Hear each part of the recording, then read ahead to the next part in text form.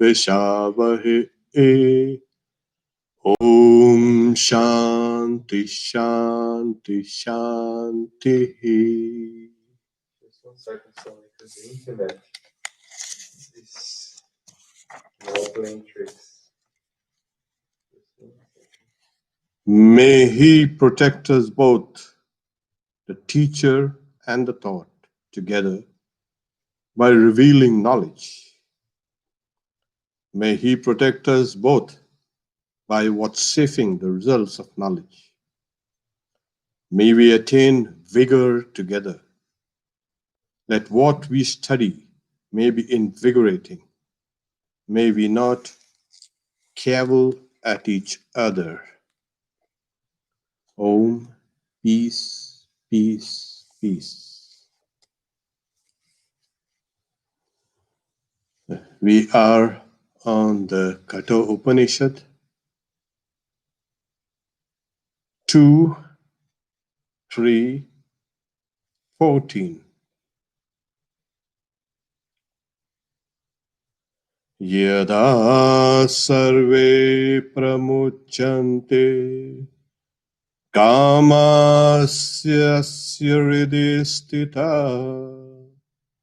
atam artyomrito bhavati atra brahma samashnute. When all the desires clinging to one's heart fall off, then a mortal becomes immortal, and that person attains Brahman year. Can you just repeat that line? Because it just got like. When all desires clinging to one's heart fall away, then that mortal becomes immortal and he attains Brahman year.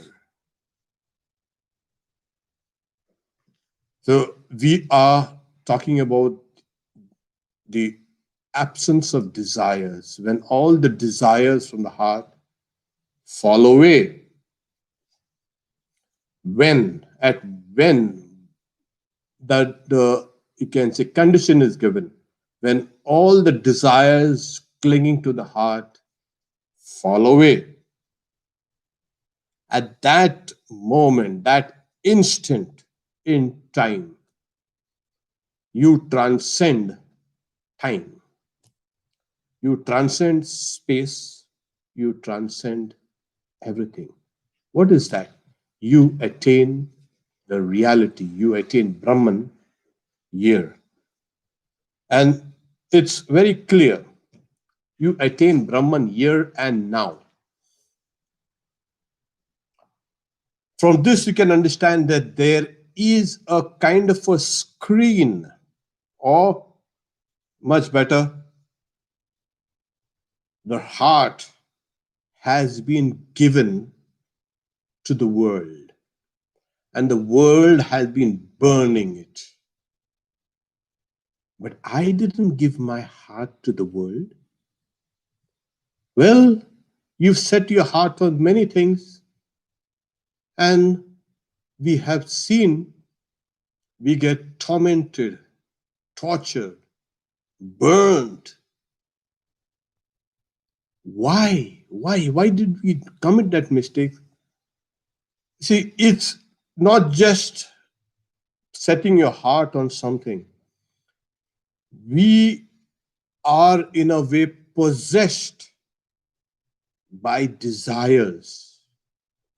You say we are possessed by an ideology. We are possessed by an idea. We are possessed. That thing grows inside us and possesses us. So these desires which had been clinging to one's heart, what desires? Well, these desires make that infinite disappear, as it were.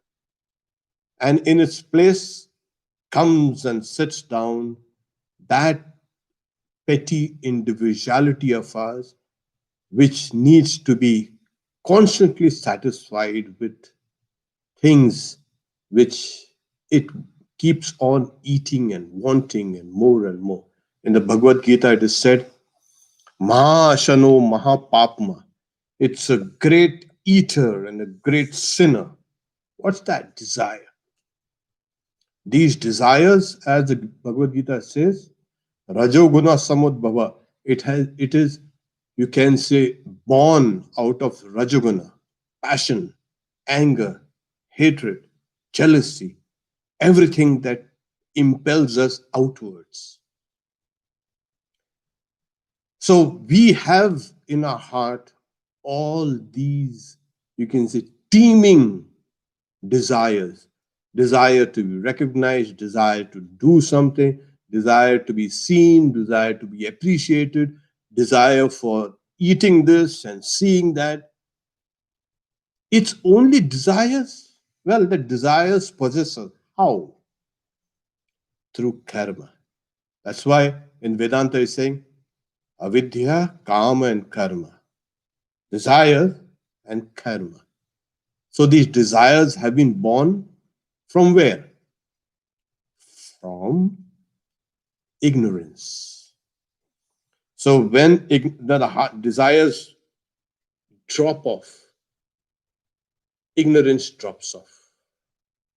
When you can see the truth of your wild goose chase around the world over lifetimes and lifetimes, and suddenly you've had enough of it, and these desires drop off. And when they drop off, you realize that reality, that Brahman, here and now. So it is these desires, the teeming desires that are clinging to our heart. Absence of desires is a state of Brahman. So when the commentator says, thus, a person who has realized the supreme reality, that person has kind of gradually graduated, as it were, to higher and higher and higher levels of the mind itself. The mind has various layers, from the grossest, from the subconscious levels to the unconscious levels to the pre-conscious and conditioned, and as through inquiry, as through spiritual practices, the person keeps on elevating gradually from the lower levels of the mind to the higher levels of the mind. And as that mind opens up, the reality is more and more revealed as the mind opens up in the higher levels of its, you can say, being. So as the mind opens up, reality external and reality internal is revealed more, manifests more. And at one point of time, all the desires of the heart drop off. The example illustration is given like a stone that rolls down the hill. That is the way all the desires fall off. There is no question of the stone rolling back up by itself. And as the stone rolls down, as the desires drop off, what we are getting is this mortal, this person who was till now mortal. Desires make us mortal. Freed from desires, we are immortal. People talk of what is reality and what is the truth, what is God, what is Brahman. Well, you can drop off these realities of your desires, that the desires that are drawing the senses out, making that mind imagine and remember hundreds and hundreds of things, once you can drop these off. But dropping it off is not easy. I want to drop it off. But they don't drop it off. They don't drop down. It's like the story of a teacher who was sitting with his disciple on the banks of a river. And the teacher, the guru, he notices a blanket floating downstream. He tells his student, his disciple, go and get that blanket. We might need it. So the student, with all enthusiasm, plunges into the stream, swims toward the blanket, and starts hauling it. But as he's hauling it, the, the force of the water, the stream, the rapid is quick, and that student is being dragged along with that blanket. The guru sees that frightful scene and shouts to the disciple, let go that blanket, let go, you save yourself. The student, the disciple, yells back, well, I have given up that blanket, I have released that blanket, but that blanket isn't releasing me. Well, that blanket was actually nothing but a bear which was floating downstream. And then when it sees this young disciple coming, it grabs at him. So we want to give up the desires, yeah, but those desires have got us in its grips. So that is that quandary, that great dilemma. Well, we want to give up desires if you want to know truth, yes, but then all those memories and those seeds which we had sown are now growing into these huge, you can see, fields of crops. And we don't know where it ends, where it starts, where it begins.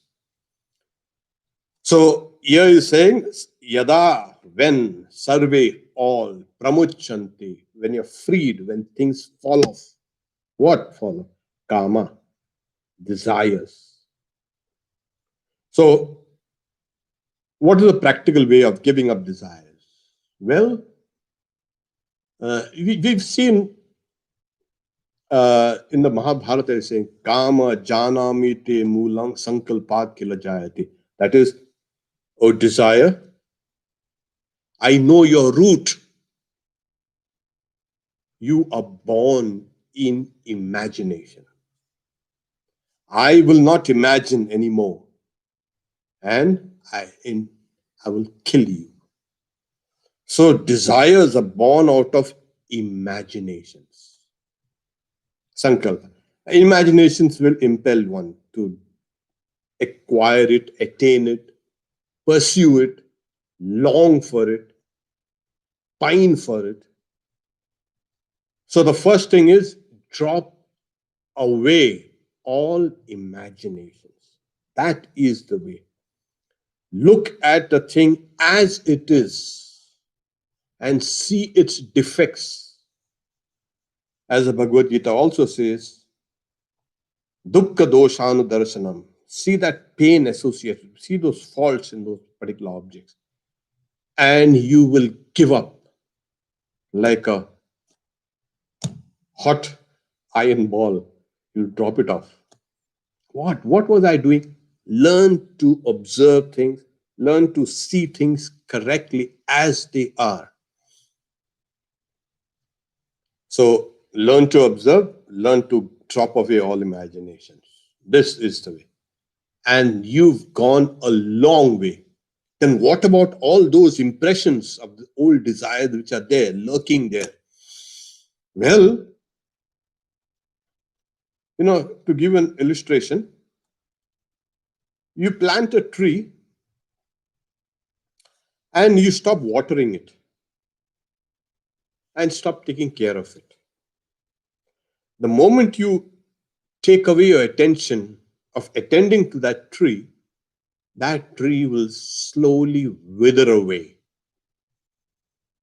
and it will die off. Desires which have been lurking in our minds over the years, over lifetimes, yes, even lifetimes, they need to be neglected. First thing, don't pay any attention to them. The moment you pay attention to these desires, they get a kind of a new lease of life, as it were. Stop paying attention, turn your attention towards the reality, towards the indwelling self, towards God, towards devotion, towards spiritual practices. And as those old impressions of desires which are there and experiences also, they start withering away, they become dehydrated, and then you can easily defeat him. Yes, right now they have been dictating things. Then later, as you get a grip on them, you will start dictating things. That is mastery, and that is what we are supposed to be doing. So when you come down to this point, saying, when this person has come to that level of understanding in the higher levels of the mind, when all the desires that were clinging to the heart fall away. Now, heart, where is the heart? Is that this physical heart? Is it the emotional heart? Not even that. Of course, we talk about emotion, but it's the limbic system, it's here inside. Saying the heart, in the old days, the heart was called the heart, the core of your being. In Vedanta, it is the intellect. It is that intellect of yours, which is your very heart, your very soul, as it were. So, what does the intellect do? It thinks in a diametrically opposite way to truth. It thinks, I am the body. As the commentator says, yes, I am the body, I am this, I am that, I am so and so. So that intellect has to be purified because it is covered by a kind of layers and layers of desires. So as you keep on polishing the intellect, it becomes free. It reflects the reality as it is. So clinging to the heart means clinging to the intellect. As we know, the inner instrument called the antakarana, inner instrument, has got four faculties. It is one manifesting as mind, as memory, as intelligence or intellect, and the sense of I. So it's a different modes of the same thing. So it is in that inner, you can say, instrument there deep down within you, within the subtle body there. That intelligence which flashes. And what does it flash? It flashes this world within it. It's like a mirror, it's flashing the world. And within that world is that individuality of yours. The world is bound to you, you are bound to this world. It's kind of it's synchronized, perfectly synchronized. You drop off one, the world drops off. You drop off this false identification with the body, with the mind, with the senses, and everything falls out. So here saying desires by ignorance desire. So this mortal, till now, this person was mortal. And what made this person mortal? Desires.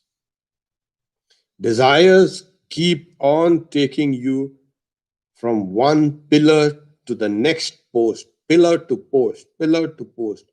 It takes you from one experience to the other, mundane experiences. And you keep on repeating. It's a cycle that's unending. It's constantly. We don't learn from the first experience. We need another and another, another, but then we get caught up in it. So it is desires that make us mortal, ties us down to the mundane world. And here it is that the grace of the Guru, the grace of God comes in and ask you to reverse that perception of yours. Reverse it. We have something called the cognitive ease. Cognitive ease is we are comfortable with the automatic perception of things.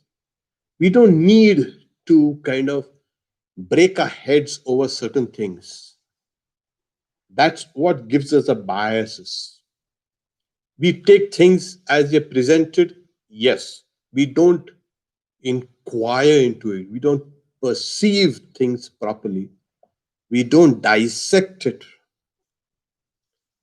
So if a thing is written in large letters, if a thing is repeated over and over again, that's cognitive ease for you. We will go towards those things only.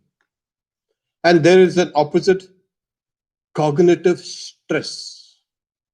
What is that cognitive stress? Cognitive stress is when you cognize something, you start using your faculty of reasoning and logic and insight into dissecting a particular thing. That takes energy.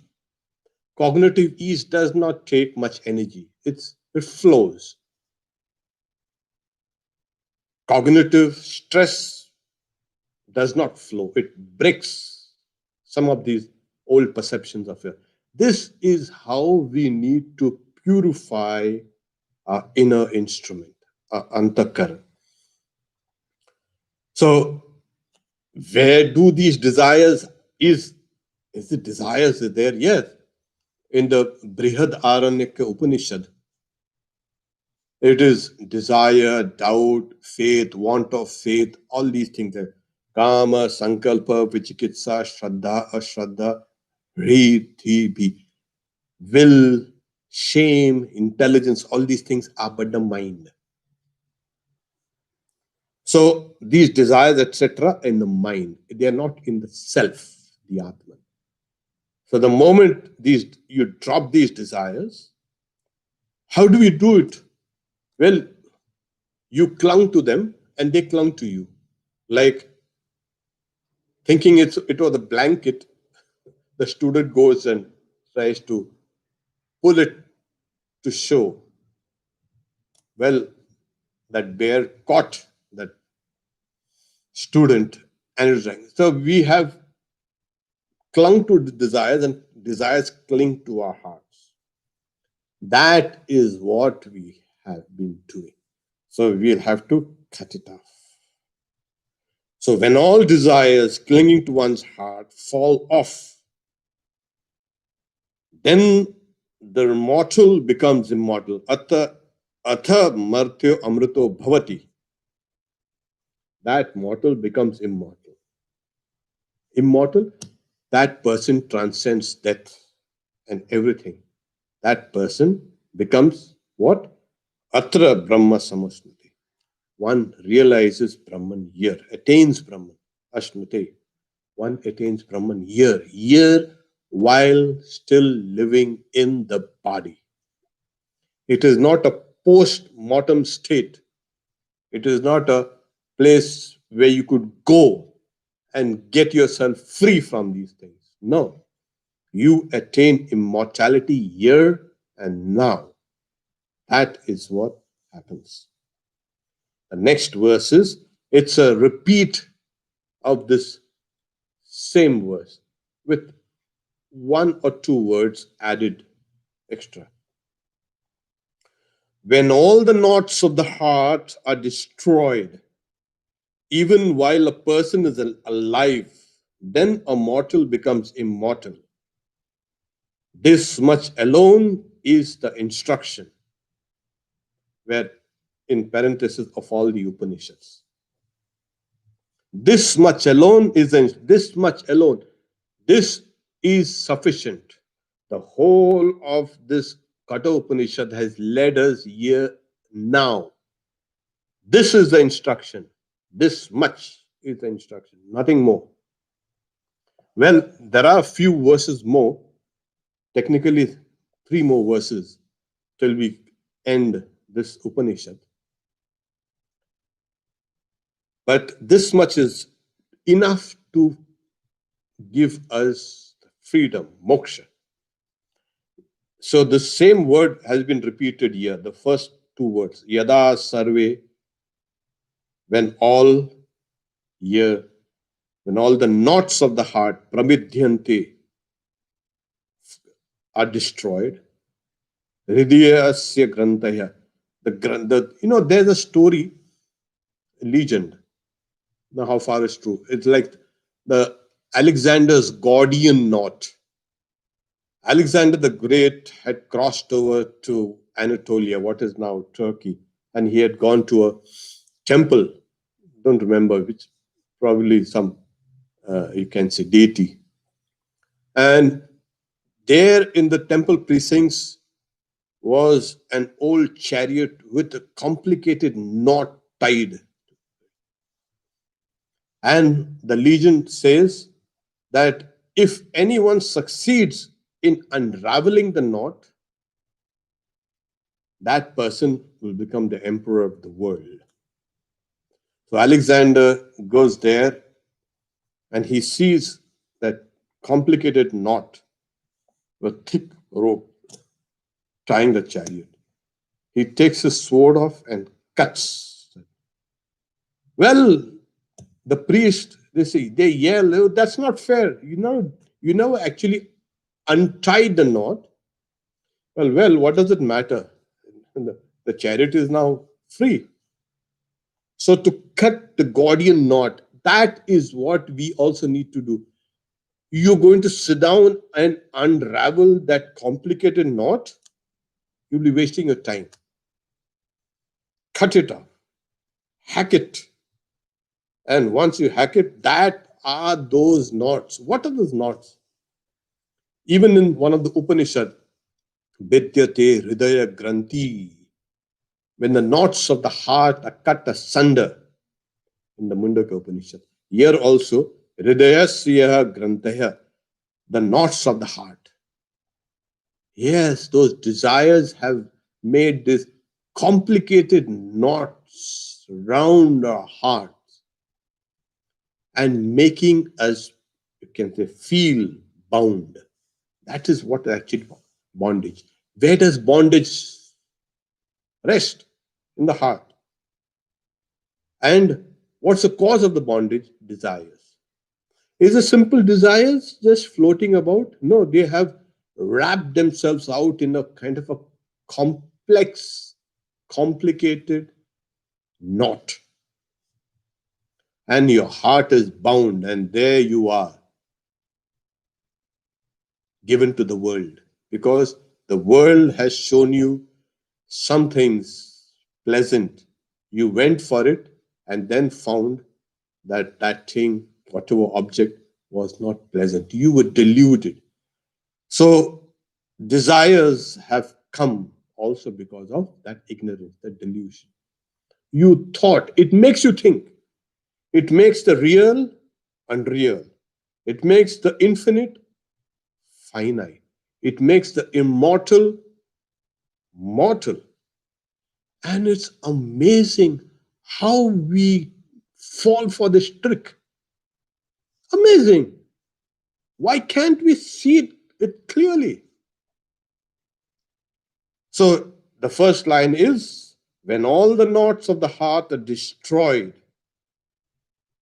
even when a person is alive, here it is, even when here it is, Vedanta keeps on insisting that it is here that you need to become free. It's called a state of free while living, Jivan Mukta. And this is what we must try to attain. Who stops us? You. Me? Yes, the ignorant you. That ignorant you has to be pushed aside, and the real you has to be brought out. Then that intellect which is there, shining with the light of consciousness, will show you, will reveal to you the truth. So when a person is alive, then the mortal becomes immortal. This much alone is the instruction of all the Upanishads. And I am the body. The idea falls off. It's replaced by I am the Atman. This is what it is. How do we go about it?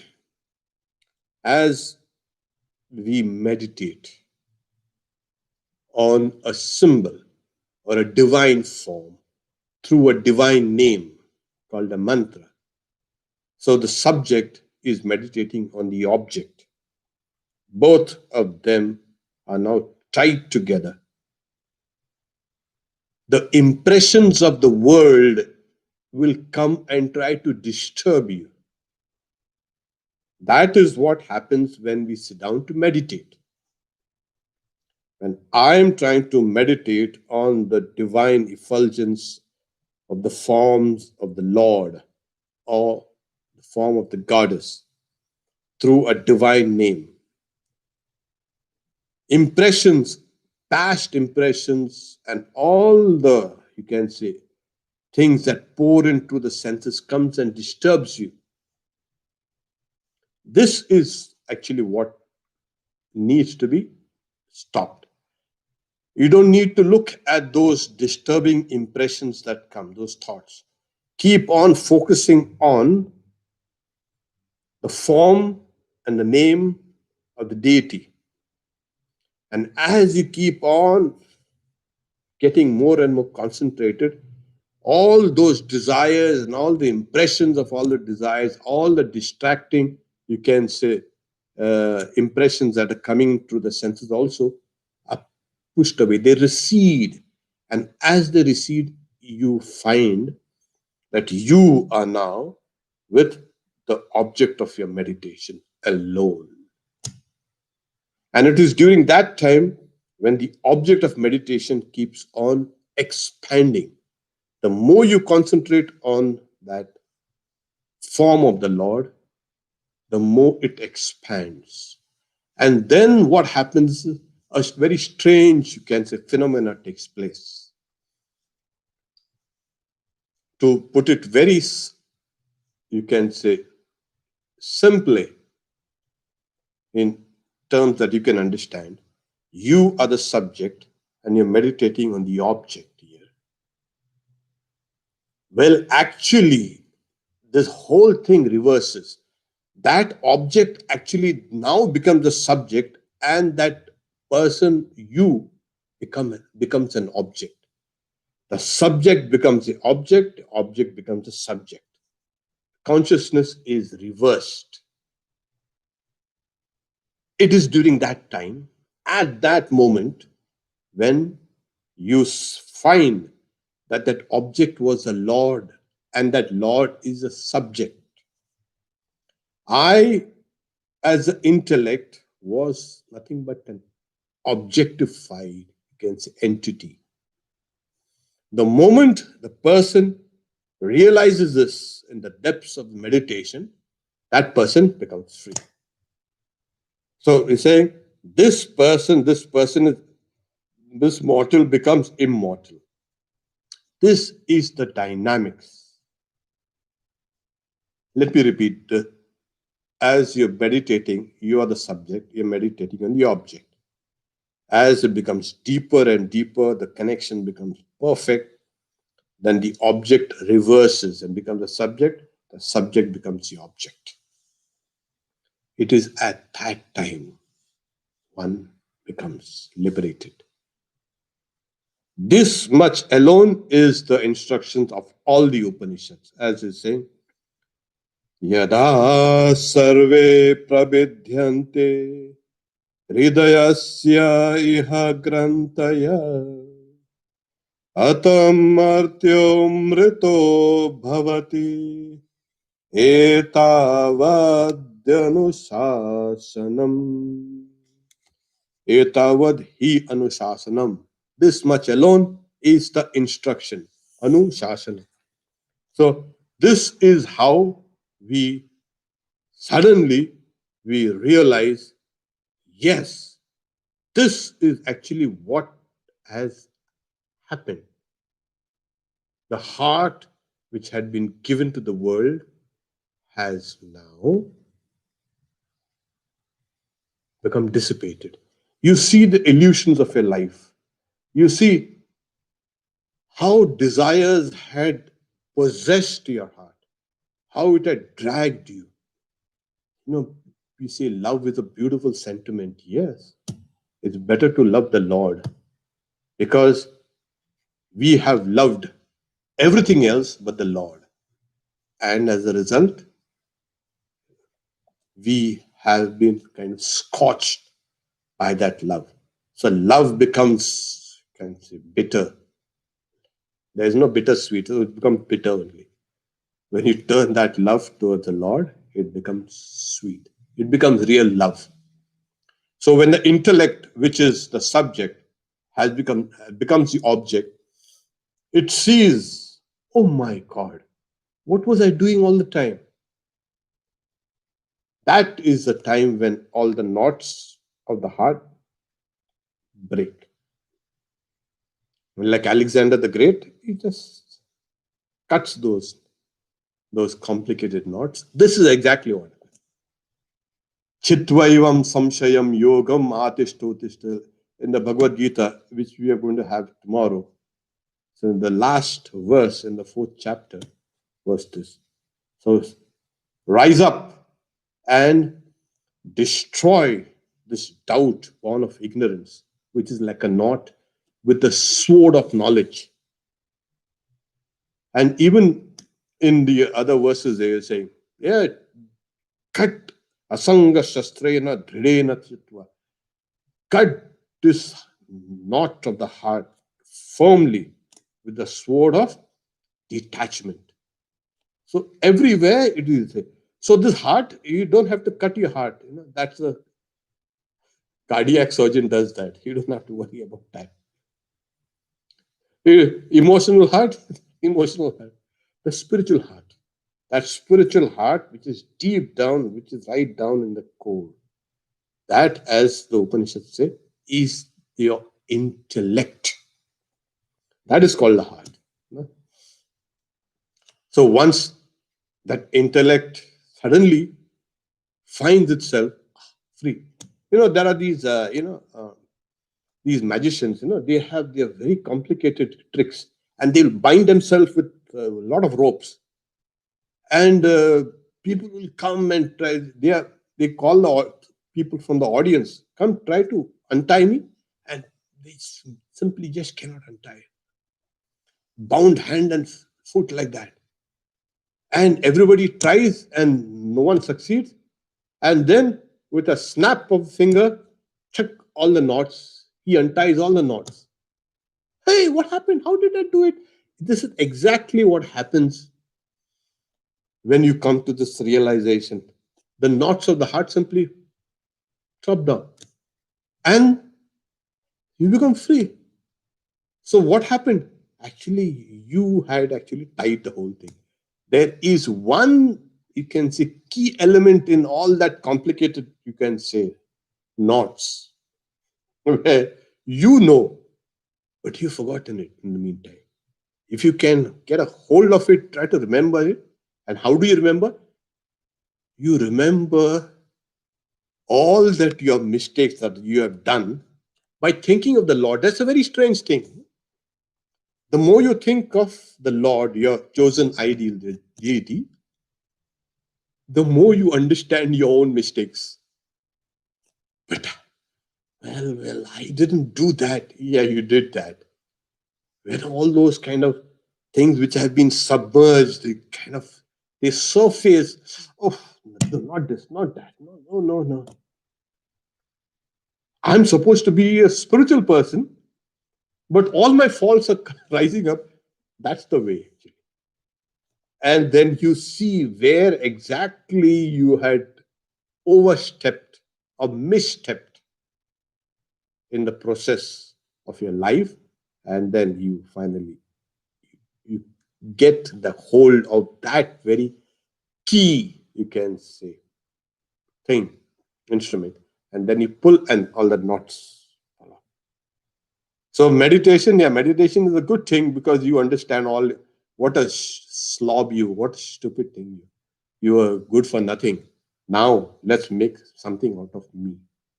That's meditation. So we will stop here for the simple reason is this is one, you can say, subject matter which these two verses have shown. Uh, we have two more verses to go till we end the book. Technically, four, but we'll take the two are important. And the end. And then we'll come to the end of this Katha Upanishad. We also had kind of made an announcement. I've made an announcement that after this Katha Upanishad, which will take another probably two Wednesdays. Yeah, it will take two Wednesdays. Yeah. Next next Wednesday we'll finish that. Then I'll kind of recap. We'll give a kind of recapitulate. So after it will take two classes, and after that we've decided to have a kind of a graded course on meditation. So after we had spoken of the Shvetashvatara Upanishad for one whole year. The next year we had taken the Katha Upanishad, and wow, it's been a long, long, long, long journey. So people have been asking, well, we have understood the theory. What about the practice? How do we do that? I think that's a good idea instead of filling us up with a lot of theories. And like I said, that is cognitive ease. We like to hear, listen, oh, it's nice, and that's okay. Cognitive stress is a little stressful. You've got to think. So we are deciding to give you a little cognitive stress in in mm, having a graded, you can say, course in meditation. How do we sit? How do we breathe? How do we visualize? How do we this? So we will see how far we can